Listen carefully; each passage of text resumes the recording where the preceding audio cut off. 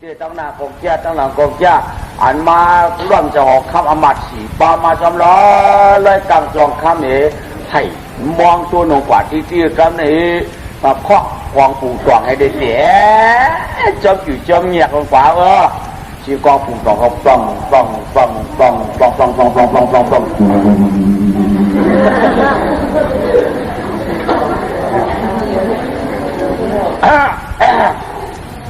จานการตั้งออกพญาแก่หน้าเจ้าหนูลุงจิ๋วเจ้าหนูลุงเดชเจ้าหนูลุงเดชพัทรองพี่น้องเขาตรวจน้าอ่อนเผยอย่างบ้าค่ะที่ไปเงี้ยไปยังเผอมันกูเลยเก็บหน้ากูเลยเก็บตาเมาใหญ่ป่วยกูเลยลุงเก็บหน้าเก็บตั้งค่ะใจค่ะเขาจะตัวเห็นเจ้าลุงเด็กจิ๋วเจอตัวเห็นเจ้าลุงไปตั้งบาคุณบ้านนางพญาเก็บหน้าชัดที่เผอมันค่ะที่พักถูเผอมันค่ะวันไหนจานกวานตั้งลาดตรงกวานที่นี่ก็ไม่ปุ่งสองโม่เมาหนาอามาเขาเคาะปุ่งสองบ้าจะเอาคำกลางสองคำหนึ่งปล้องปล้อง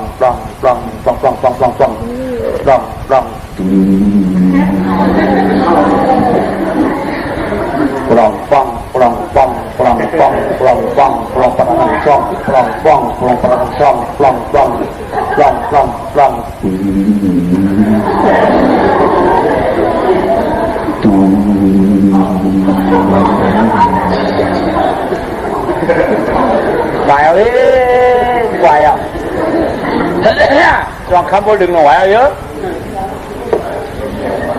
กำนายไว้คุณหลวงบางจีผู้มีปีนาจอมก็หนอยานสินนั้นหอมให้คำก็ถิ่นตำจำต่างวางกินไปจนยานสีว่าออกคำร้องกว่าอย่านาเจ้าพ่อดีทีหนึ่งเจ้าทีหนึ่งจอมหอดมือเนี่ยอันชิงจอมหอดอันมือตีเฮือนอันงานมีอยู่พานมือไก่นั่นกาชัดชาลีงาม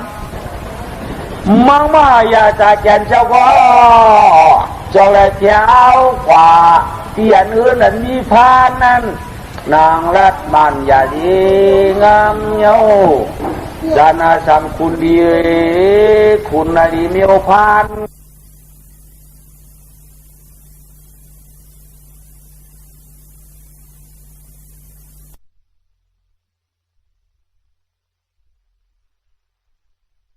เสียงมันมอยนอชื่อปืนเป็นคนเยี่ยวซ้ำเป็นคนนี้กลับชื่อปืนเปียวเยี่ยวเปียวที่อะไรสามพอนั้นชื่อเก่าในตุกจำตุกชุกหนาป้นชื่อดีมาขามนาช่องเมื่อเก่าเป็นตัวพันกลางอาชีจอมรอยถืนสันกองก็อยู่ยากมาเศร้าเนื้อเมืองก็ช้ำเนื้อช่องสั่งเนื้อช่องตาห่างเปลี่ยนนิ้วสังก็อ่ำได้มุนซื้อสั่งเสียยามเปลี่ยนนิ้วสังก็อยู่ยากนอเมื่ออยู่ถืนด่วนหน้าสาวเวลงห่างเสียนคือก็ฝนมาก็กัดเด็ดมาก็ไม่ได้กินทุกข้าการเจอเมืองคุณอยู่คือแก่นยากกำในคนเอามาก็มาเช่ากินเปลี่ยนใจใจข้านูกมัวตุบย้อนมาอยู่ที่ช่องอ่อนชานไล่อยากพูดอยากพูดเสียงเดียมสั่งเนื้อเจอทางเปลี่ยนได้คิดไว้ปัญหาที่อยู่หอที่นั้นนาคำผุ่งหายเมื่อเปียวมุนนอคุณหลวงออกข้ามงามจอมดื่มจึงจ้องที่น้ำงามจอมดื่มตึงจ้องที่เมื่อเปลาตั้งหน้าก้นกว่าตั้งหลังก้นมาเจ้าสำคอกปุ่งตองกังจองคำเตี้ยมมาผือคาลามิสนาเปี้ยมมาคือผือคาชัตวาตูพันเก่าขาเป้อยู่อยากนอควายอยู่ดีเปลี่ยนพักสักขาหึงตอนเย้าเจ้าเฮาเป็นนั้นเจอดีเจอวาดเปียวจินควันเย็บย่างตีไก่ตีไปก็ยังกว้างตีกาก็ยังกลางตียางก็ยังแก่สุดจัด เกาขาในทุกข้าป้อมมีอีดีดัดมันยาวเนี่ย ได้เป็นเชียงปีพานเงียบคุณออกข้ามจุกให้เด็ดฝาหมักทำไมพอตึงปีเนื้อเนี่ยก็ตื้อดูอาบัดของงอกด้วยมันเพอขาเจ้าเนี่ยมันเพอยี่หนูชูตัวนี้ดูปีมีชื่อแล้วเหลืองอกด้วยหันพานตูงมีปีอยู่ไอ้ช่องน้อดิข้าเจ้าดีว่าเพื่อนในขชันเนี่ยพันมาดิค่ะเอาพันมาดิข้าเจ้าชับชันเลยข้าเจ้าตัวดูปีกว่ามีพลาดไหมใครเอาคุณออกข้ามงอกด้วยเจ้าเตี้ยเจ้าเตี้ยเอามือเลยเอามาเขาเคี่ยมมาน้อดิข้าเจ้าเขาขาคนอยู่เหนือล่างให้ได้แต้งจ้างมันเปลี่ยนข้าเจ้าเขาขาเปลี่ยนจ้างไปเนี่ยหยิบนกชายเป็นกล้วยงานให้หยิบปุ๋ยด้วยเจ้าเนี่ยเต็มดีๆข้าเจ้าเขาขาเป็นคุณรวยแล้วมหาประชาตนาโคของคุณมึงได้สัตว์ตลีไรดีเลยเอาลงกว่าได้จะดีข้าเจ้าเพื่อสิ่งนั้นเย้าเจ้าคนก็สัมมีเฮือนท่านนั้นวันนี้เป็นเราใส่ช่องไว้ข้าลูกเจ้าเป็นนักกินนักบุญกับไปป้าเป็นนักช่องเอาข้าเจ้าอันนี้เอาอะไรค่ะลายดีเห็นเป็นฮะมีเจ้ามีขุนในเดียจะได้จอมตระมันข้าเจ้าข้าได้จะได้เชื่อตามธรรมราค่ะธรรมะเพิ่นใครปันเต็มได้เต็มแล้วค่ะอันนี้เต็มได้เฮ็ดเต็มได้เปลี่ยนข้าเจ้ามีเจ้าหอกเข้ามันในเดียโยมหูตั้งผ่านค่ะผ่านทุกข้ามออกเกินวันนั้นพอหมูเขาเจ้าหูค่ะชูเจ้าหูค่ะเขาข้าอามาได้เล่นหลานชี้ดีค่ะน้อเต่าน้ออันได้พวกใครมาชื่อดีค่ะอะไรครับสูมาชื่อน่ะดีค่ะเราป้วนกว่าไปละโอ้มือเผียวหัวเขาแบบป้วนกว่ามือเผียวหัวรู้คำมาหามาเราเจ้าดันมาโย่ชื่อละเกิดก็ชื่อมาละเขาใครต้องตึงปีป้อมตึงปีห้องก็จีนึงทำไงที่เราเข้าว่าใครจีนึงมันเหรอก็ไปเคี่ยวมาแล้วสับเป้าแล้วมือเนี่ยกว่าก็ถามชื่อพันน้องสาเนี่ยมันจะพันข้าพันยืนเขาเนี่ยนี่ข้าได้ข้ามีพันหนังข้ามีพันสัวอินะจะเขาพันเขารั่วมาไว้ละเพื่อนพันนี่นางก็ขายปันเฮเนี่ยขายข้าไว้หรอไว้ชากิน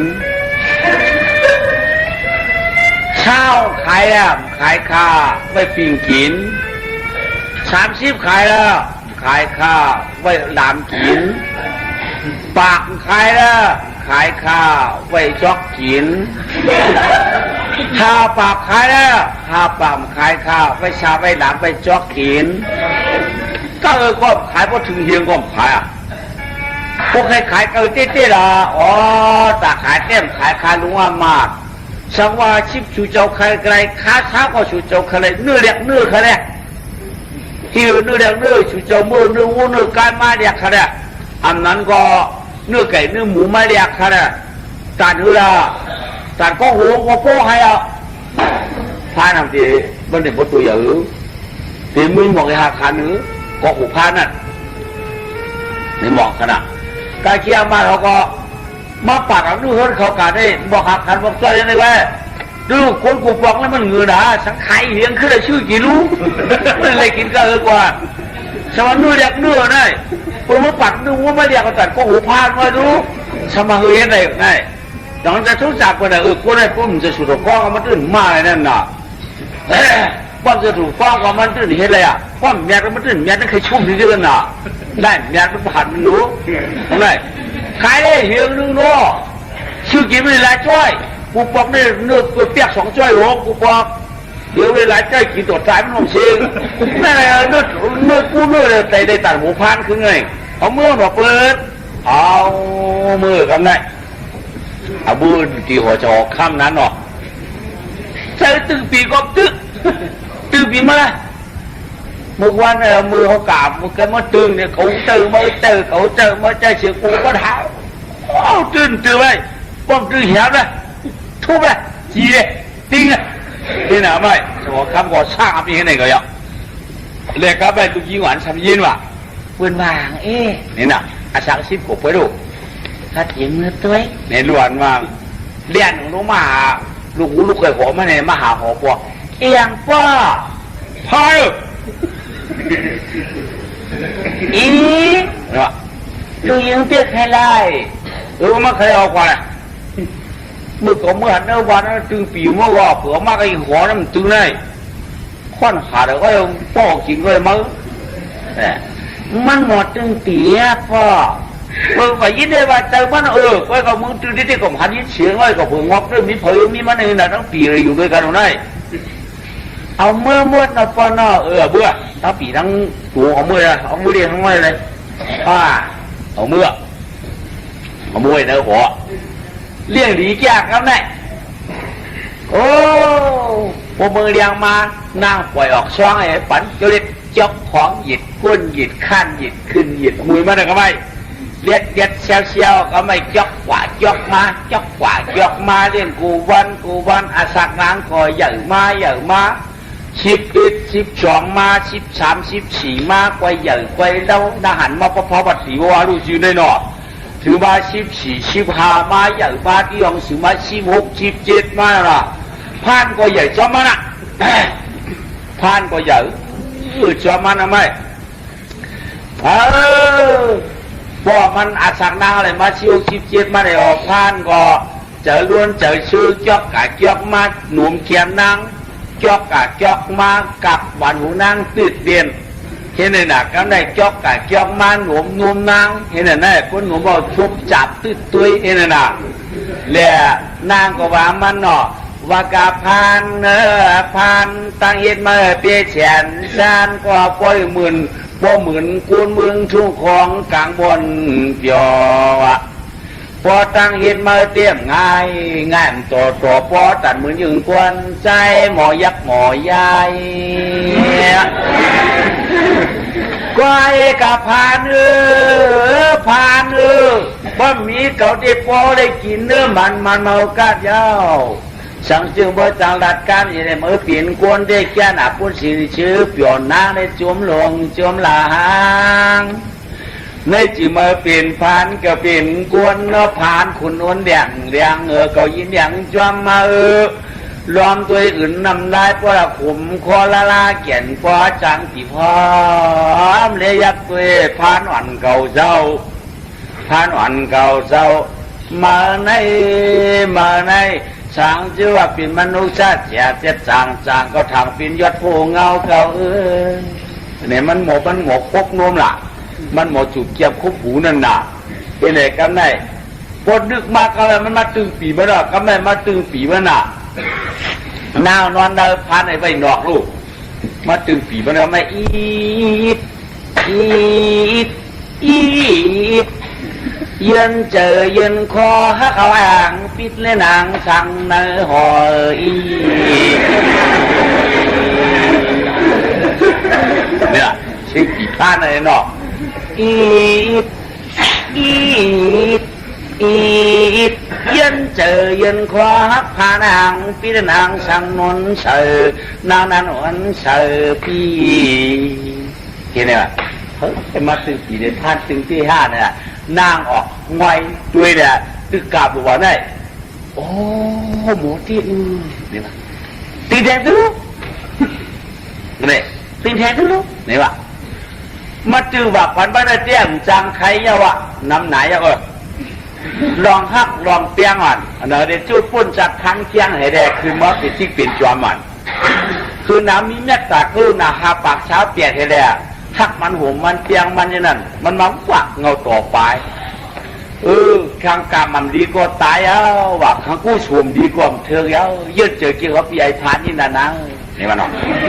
นางก็คุณหนูมาหายบ้านเราไม่หนอนี่วะปีเปลี่ยนพานหลงสมาเรื่องได้เจอชงแล้วตุ่มจังป้องปีพานก็กลางช่องเจอป้องก็ตุ่มจังอยู่เปียวเขานะเปลี่ยนพานเจ็ดจังแล้วสัมบาทางว่าคือนางฮักนางเปียงเนี่ยนางฮักยังตันในสีตาก็ตุลนอักหมักอ่อยหมักไม่อ่อยหมักดอกไว้ช ช่วงมาสีตาสุชาเปลี่ยนพานิวมันจังปีว่านางมันมาได้ปรับนางการพูนไม่ติดผีไหมนะ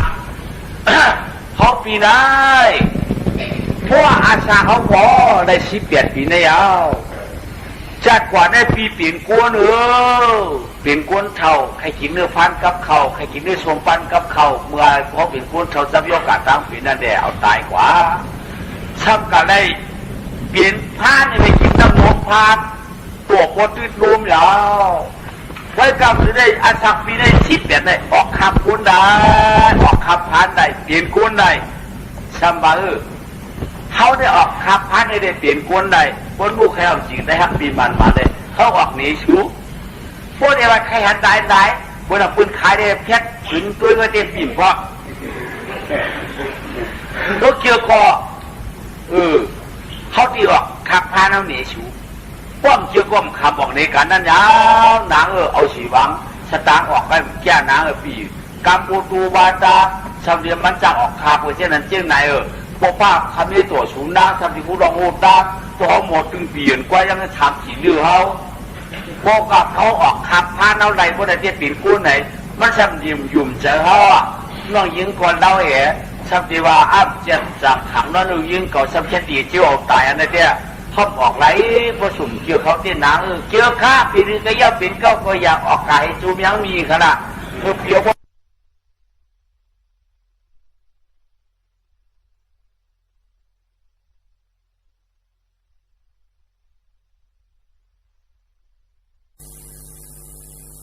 นเดินขันออกโยดแต่ปีนี้ก็ย่าใครเอาพวกชนเขาออกในสู่การแต่ก็ออกไปแต่โลหักดีแบบนี้ว่ะโรแล้วได้นางสันฉีกขับพัดตั้งใหญ่นางใหญ่ฉีกนี่ว่าอะไรด้วยวันอุ้มเมื่อว่ามาไปอยู่ในขับพัดในชิงก็ไรอันนั้นเราก็เปิดยึดหลวงเขาก็ได้ที่ฮัทสองก้อนเด็ดอยู่ในขับพัดในเดียดไปมันตลอดหลงไปอยู่ที่ไหนนี่แหละอย่างนั้นมันจับอันนางพอของเขาขับพัดเอายืดยอด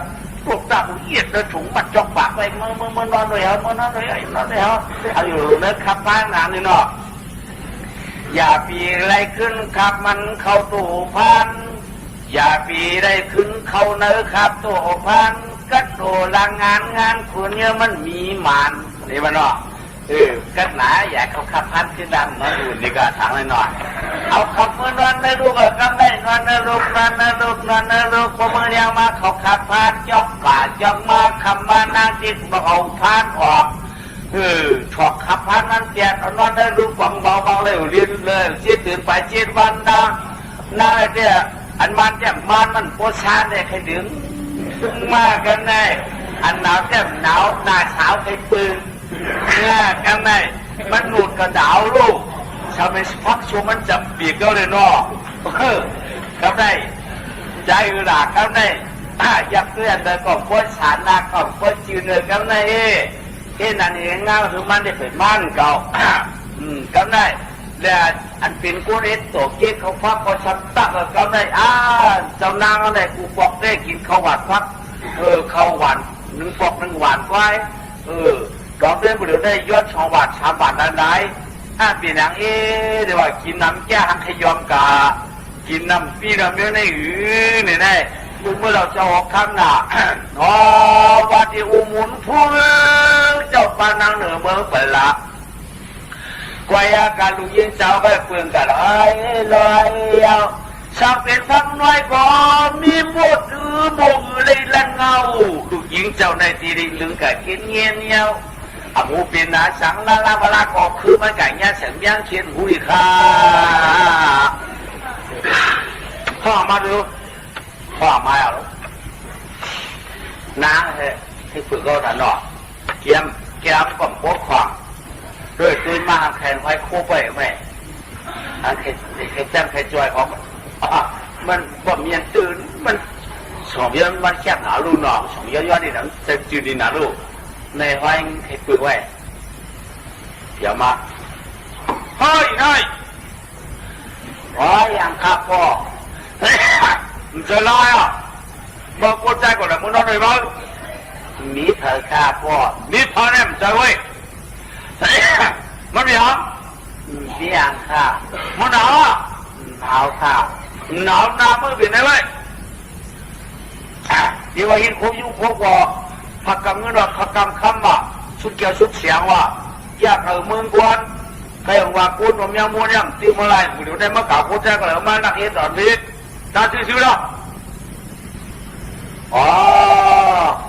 อ่านได้ลูกยิ้มเลยตุ้มเลยตื้อเผอครับเผอก็มาได้กดคอเลยมากดคองอนด้วยอันเลยมากดคอนอนด้วยอันในเต้นลูกยิ้มก็คือเปลี่ยนในกันเราได้ขยโย่เพราะอย่างมาโกปึงมาขยโย่ปอจับทำเนื้อบึ้งเอาตื้อน้ำมาได้เหมือนพวกเราเจ้าผู้สามพื้นที่เดือนนะมั้งโอกาสได้ในมือ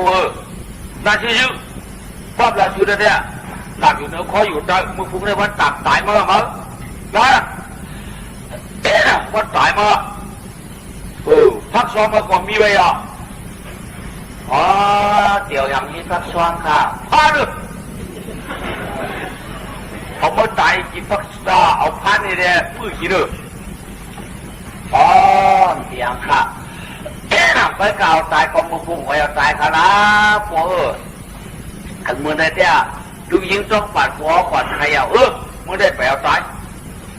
มือได้เห็นปากกูไม่ได้อุปถัมภ์เพราะมึงไงก่อนถูกแล้วตายมือฟุ้งก็มาก่อเมื่อตัวการได้ที่มาพูดใจตั้งรอดูมาถูกรับน้ำใหญ่เพิ่นปรมาไปมาตึงปากไอ้พานเนี่ยเอาพานเขาลุกมืออุปที่นั่นนั่นเนาะมันไอ้พานออกหักกลางวันก็ไม่ใจหรือเดี๋ยวเมื่อพวกนี้อ่านป้อมจำหนังชุบหนังกำปีพานบาเตียที่พวกเขาตายอ่ะคนสำเร็จสูเฮ็ดพักเด็กกินไว้มาเช้าว่าสูสูเดียวในตายจอมกันเพราะสุของเขาไปเนี่ยเมื่อย้ำนั้นได้สูว่าไปว่าตูเขาได้ตูสูไว้วันลูกมึงว่ากันอยู่นั่นเสียงพวกอะไรไปไว้หน้าวันไหนดูเมื่อฟูทอดไปกันเออหลบกุ้มน้ำดีอันเขากูเขากูสูงเขาเหลียวไว้ก็สูงเขามาโก้อ๋อโยมบอกคนนั้นคนไหนคำมาคำไหนเพราะคำมาตึกบ้านต่างๆไม่ได้พอเอาหน้ากันอยู่นะขับพานมาในพอถ้ากูได้ปีกไปกูดีเจ็ดเนี่ยปากกูปวดเตียงไม่ปากกูปวดเตียงเหี้ยจมูกปวดเตียงเขียนเจ้าปวดเตียงเอาสับเป็นปวดเตียงมันปุ๊บอีกอะไรพวกเบียดตัวกับเขาขึ้นกล้วยอะไรสามในนอมันคือแก้วเองว่าพักออกกับปวดเตียงก็ตับในคืนนี้ไหมไหวอันหูเลยเบียร์ตั้งเมื่อควรกว่าของหูอันตั้งหันเนี่ยเรารู้ว่าตามีหมาตัวหมาเชี่ยหมาเจ้าของนั่นไหมมีหมาตัวดำเขาได้เดียนยาวทำได้เดียนยาวเดียนหวังว่าเดียนว่าเขาถือไว้ถือเดียนว่าเขาถือกะก็ได้พานตูทำเดียนมาหุ้นเจ้าพานตูนี่ว่าพานตูมาตั้งไว้ได้อันนู้นเจ้าหายกับหึงย่าเจ้าอยู่แล้วเนี่ยเขาอยู่ไม่อยู่ในกู้นี่ว่ามึงหาไม่เป็นลูกเขยหลานเผอเนี่ยว่าเขาเป็นลูกเป็นหลานพันนั่นถือเนี่ยแต่ชูพันนั่นกันชูมาจ่อยเขาอีกล่ะที่มึงเพื่อกู้ในจ้องไข่เขาอ่ะก็อย่าชูมาไว้เขาได้ชูนิดนึงใจชูจ่อยแถมเขาอีกล่ะเขาพันนั่นกันเนี่ยได้ไหมก็อันเป็นพานนั่นจอมขับใจแถมมันเจ้าไม่หนอขับใจแถมมันเจ้าไอ้เนี่ยคว้างพันตะกับพันในตุนหุยนรวยเขาได้ไหมเจ้าขาที่ละหน้าเนี่ยว่ะขาที่ห้องอะไรเนี่ยว่ะเนี่ยห้องเขาไหนมันจะเขาปัดเปล่าตั้งนี่เหรอเนี่ยไปเอาด่ะพันมันจะคอยเหยียงยี่ห้อ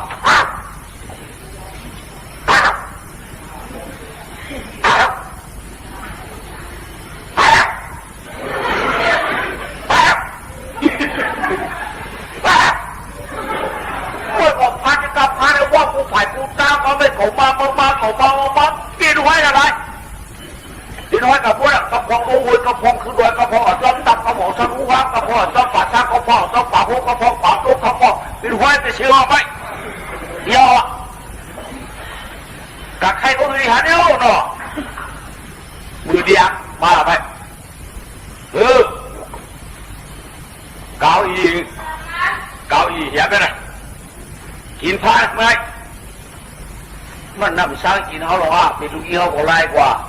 คุณเอาข้าไม่เจ็บช้ำหนาวลูกกะอีพักดูก็เลยกว่าคุยกะอีพักดูก็เลยกว่าคุยของมันมีอย่างนั้นลูกเพราะตัวเสาเดียวนั่นแหละของลาไหนอ่ะฝั่งมันว่าใจน้ำหนาวน่ะตองเขามาตองเขาเราผ่านหายจะออกคำหายวันนี้บอกน้ำทุนเอาไปขังเอาให้ได้ดูลำหนาวลุงนี้จะออกคำหลวงเมืองปราณาสีหน้ามาพระวัติรักผ่านไปเห็นได้ไหมเนาะโจ้เจ้าของเจ้าป่าของเราละเย่มากเลยไหมเจ้าของเจ้าป่ายืดพยืมยันยืดตัวเดียนหลายนั่นป่วยคือได้ป่วยจุกคือได้ยืดป่วยกว้างคือได้ยืดผู้เปลี่ยนอะไรยืดมันนั่นเขาขวาเด้อเพื่อการเดียวที่นึกถึงครบไม่หลงไปก็จะกระตัดจะกระเทียวให้พัดเตี้ยจี้อย่างนี้เขาก็หายไปแล้วไม่หลงจ้ะใครก็เราล่ะเดือขาเจ้าเดือขาใครหาไว้พัดเจ้ามันก็มันจะมาขอเลยค่ะนี่กว่าที่กูไฟกูดำเขาดูมันยับปิญญาณวางแนวเขาเลยนี่มันยับหมูยับกูกระพงดูกระพงคือรอยอยู่ที่กระตูเราเลยอันนี้เป็นฟ้าเจ้าเดียวว่ายับกูเขาลงฟ้าดังนักไปกูเลยกูเขาลงเลยมูคามันได้เอาคามันได้เอาคามันได้เอาคามันใช่เอาคาพาได้มันใช่เอาคามันออกเอาคานักน้ำไปมันง่ายนักน้ำไปมันง่ายใช่เอาคาเนี่ยพาได้มันใช่พาได้มันใช่หรอวะเพราะพอไก่เงี้ยพาได้เพราะอากาศขึ้นมาที่มันเล็กอีกนึงเนาะเขาพาแขนเพราะห้องแขนหนักก็แขนนี่ก็ปุ่มมันนักน้ำไปเนี่ยพาจะมาเก็บเขี้ไปอะไรมาดอกมันได้นั่นนะไม่เขากาซอกหันทีเลยอ่ะเขาตึกเจอไหนได้ปอกขึ้นมาเป็นอะไรนั่นมันจะพอกาวก็ไม่ว้ากว่าเอาพัดเฉกูมันในขวายเอาพัดเฉเดี๋ยวพูดเฉเอาพัดเฉเอาพูดเฉกูพัดอ่ะเอาใส่แม่คำพัดนั่นอ่ะกว่าเขาไปพบการข้ามบ้านกันออกนอนเดินขับพันก่อนน้ำก็ออกมานอนออกขับพันขานเฉยนั่นหนึ่งลำพัดขานนั่นอ่ะนอนอยากเลยเหล่าสะดุกจอนควันแดนนำนาก็เห็นขึ้นเราเห็นขึ้นอากาศกองกลางเทนวสีชาตาอยากเลยเพราะเรามาเบี้ยมาเบิ้งมาบิวกลางเมืองนางก็ยอนาซาเชื้อยืนยาวเลยความมอยอร้อนเนื้อหนังมือเนื้อสีชานอนกันเนื้อดอยยอเสียงหนอได้หกฟ้องเจ้าสีชากันเนื้อปากกูไม่ช้ำว่ากูไม่ช้ำกันลำหมอยอันที่หน่วยน้ำนายอันที่หน่วยน้ำนายหน่อยอ้อยเนี่ยว่านอนที่เผาป่าเช้าหน่อยกูผู้ยุกบักยักษ์คนนั้นก็ไม่นอนโจรนะนั่นถือมือลงมือเลี้ยงมาขึ้นเขาขับผ่านกว่าน้ำยำไปลูกเพราะกะว่าใครไปด้วยพวกปีเปี้ยงอ่อนกันไปพวกพุ่นคล้องอ่อนอยู่จะขับผ่านนางว่าน้าเนี่ยว่าฮากะอูเฮาเนี่ยไหม